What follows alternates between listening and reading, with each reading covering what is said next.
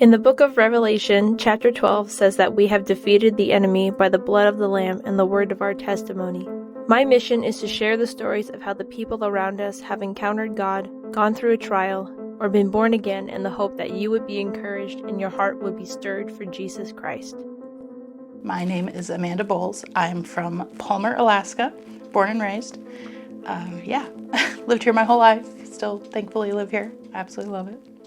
When I got asked to do this, I was trying to think, so often people want to tell their testimony and it's this big story and this amazing, Paul on the road to Damascus type experience almost. And for me, growing up in a Christian home, I didn't really have that, or at least I didn't feel like it.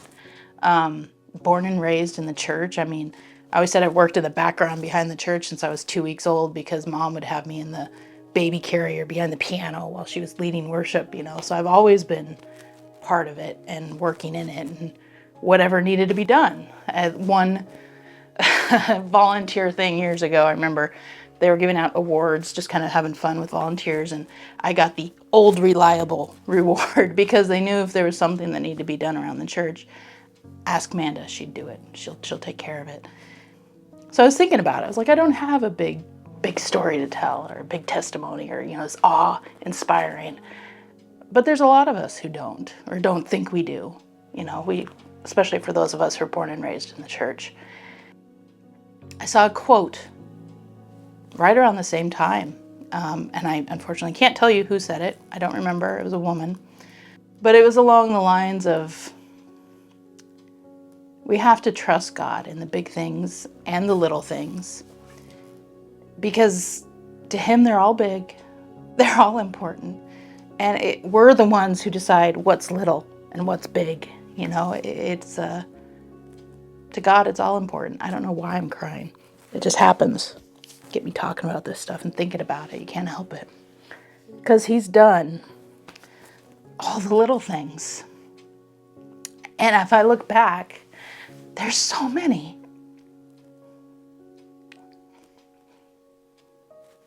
We, in the background of the church, always working in it. I grew up at non-denominational church.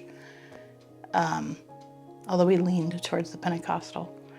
It wasn't ever real big. It was just what you did. We went to church, and at least once a week I'd be at church with Mom working in the office and getting things done. And it was a way of life. And I didn't know anything different. Didn't want to know anything different. I'm so grateful for growing up in a Christian household. Very, very grateful for that. It was about junior high or so, maybe a little bit younger, where it started becoming real for me. And it wasn't just a way of life. It was something that meant a lot to me. So, like I said, it's all these little things that ended up being not so little that changed the course of my life. In 8th grade, pretty sure it was chapel at school, the Christian school I went to, God told me that I was going to attend Rhema Bible Training Center. And not only was I going to go, I was going to finish high school early, somehow. I didn't know how at that point. Figured that out on the way. So instead of 4 years, it was only 3. And because of that, I was young, I had to have a special letter. I had to have a couple special letters and hope that I got accepted into the Bible school. So they usually didn't take under 18-year-olds. That was all the way in Oklahoma from Alaska. For a little Alaska girl, that was a big change. But I knew that's what I was supposed to do. And it was easy. It was an easy thing to work towards because I knew that was God's plan for my life. Found out later my grandfather was scared to death that I was going to meet a guy and never come home. That didn't happen. It was an amazing 2 years of being in this special bubble, where everybody had the same beliefs as you and the same goal and the same excitement to, the next God's going to use me for something big. And then when I finished, came home and had no idea what to do. Had no clue. Got a job, first job I pretty much found. Worked there for a few years. moved on to another job because I, found out I needed insurance. Things change. Didn't really know what was the point of Bible school other than for my own personal learning. And was still going to the church, still working in the church with my whole family. At that point, the family had actually started a church. And so I worked very, very much in that. So, I got to use my Bible school in that. And then my baby sister, who didn't know it at the time, was singing a song that, depends who you ask in the family, I was named for. But she changed the words. That faith would amaze you, a gentleman's wife, instead of, I can't even think of what the actual words are now. Fate should have made you a gentleman's wife. Yeah, fate should have made you. But no, she changed it. Faith should amaze you, a gentleman's wife. At that point, I hadn't really dated. Wasn't interested in it. I was 23, 22, somewhere in there. I was just working a regular job, working at the church on my time off, and worked a lot at the church. I mean, to the point where I sometimes would spend the night at the church working on projects and whatnot, and it was easier than going home. And then this guy showed up in my life out of the blue. God had told my mom that I'd be marrying a guy out of the Army. It's a good thing she didn't tell me that, because I would have laughed at her. A year later, I met a guy out of the Army. I grew up hearing my mom say that, walking down the altar to marry my dad, that praying, Lord, if he's not the right one, tell me, because I'm not going to do it. I had the same prayer. Lord, if he's not the right guy, I'm not going to do it. I don't want to go down that road. And he gave me total peace about this guy.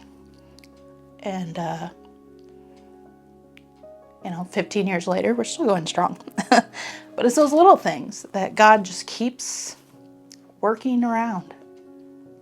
There's been car wrecks that I shouldn't have lived through. There's been floating three-wheelers across an Alaskan river fed from a glacier that I look back and realize I should not have lived through. There's been twisted ankles miles from my vehicle, falling through the ice miles from my vehicle in a hike in the winter.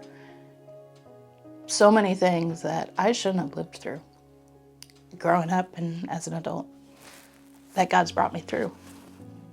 But it's in the little things that keep coming back to Him, the peace that God gives us in our little everydays of our lives, that it might not feel like a big story, a big amazing event, but it's my life, so it's big to me. And in that, both my husband and I have had friends come to us and, be perfectly honest, that you guys don't preach at us. You don't, thump us over the head with the Bible. We just show them God's love. And because of that, we have had friend after friend, and it's not us. By no means is it us. It's God working through us. That those friends have given their lives to the Lord. They're in church. Their kids are in church. And on fire for God. Because of the little everyday things.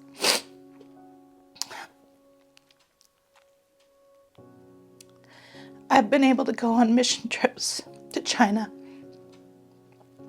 and see God touch lives there. I've been able to go to India and be part of casting a demon out of a man who we then saw come back to meetings for the next 3 days and look like a completely different person by the end of it.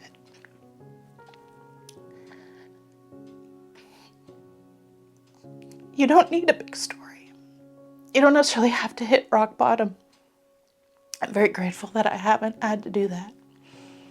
That I haven't been one of those people who was raised in an ungodly home that, did things you shouldn't do. I'm so grateful that God, for some reason, chose to spare me of that.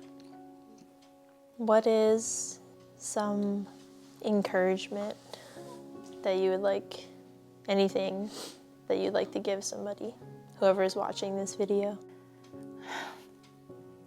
That your life is big to God. It's a big story. And He gave you that story for a reason. To bring glory to Him and to bring people to Him.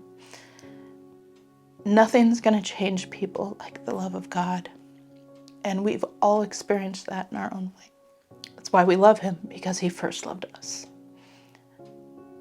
And so even if it's just showing the love of God to people in a little way, an everyday friendship, or just a kindness if He points you in a certain direction, that's a big story. I never fail to think about when I hear about someone who's given their life to the Lord or rededicated their life. And I don't remember where it says it in the Bible, but when that happens, the angels have a party in heaven. No matter what the story is. Every life is so precious to God. And it's important. And all too often, especially in this world, we don't feel important or special or worthy of that love. But we are. Each and every one of us. And I'm so grateful for that. I was so sure of what I was supposed to do coming out of high school. God had laid it out for me, you know. Those teachers ask, write a report on your 5-year plan. I hated those.